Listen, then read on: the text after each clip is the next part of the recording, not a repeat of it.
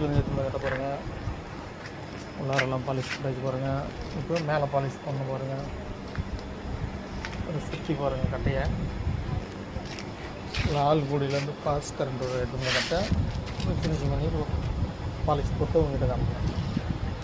உள்ளார போட்டாச்சு, வெளியில் போட்டு காமிக்கிறேன்.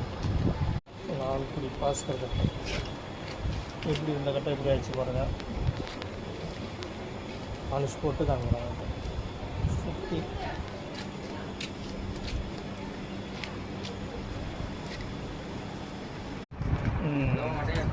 லால்குடி பாஸ்கர் கட்டை சொல்லிட்டு இப்போ மேல் ஃபினிஷிங் பண்ணிவிட்டு பாலிஷ் போட்டு காமிக்கிறேன் உங்களுக்கு.